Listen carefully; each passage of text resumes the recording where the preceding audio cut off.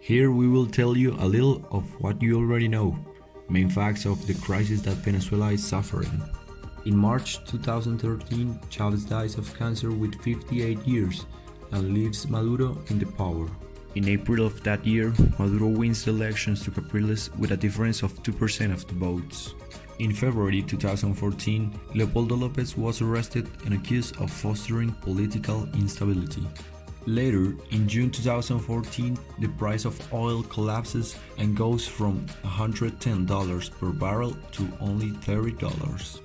In December of 2015, the Supreme Court of Justice of Venezuela canceled the appointment of 4 deputies from the state of Amazonas. March 2016, the Supreme Court of Justice assumes the functions of the National Assembly. At this time, several protests broke out in Venezuela, leaving more than 100 people dead.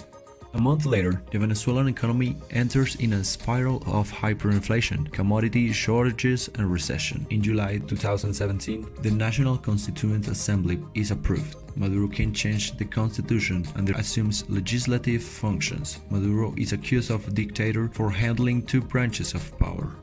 In May 2018, Maduro won the presidential re-election against a candidate that hardly anyone knew. The opposition, the Lima Group, the opposing international governments, and the United States did not recognize the results. In January 2019, Maduro returned to power for 6 more years. At that moment, Juan Guaidó opposed Maduro, calling him a surfer. The same month, a few days later, Juan Guaidó called himself interim president.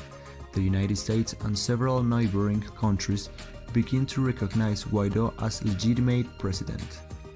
Some facts to take into account. Here we show you some facts that you probably didn't know. Currently, Venezuela owns around $20,000 million to China and $3,100 million to Russia. The crisis in Venezuela comes from Chavez's government.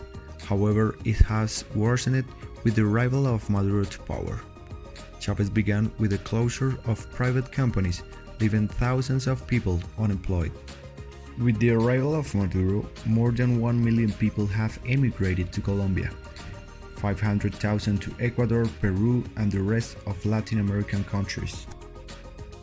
According to most states worldwide, the regime goes against the resolution of human rights.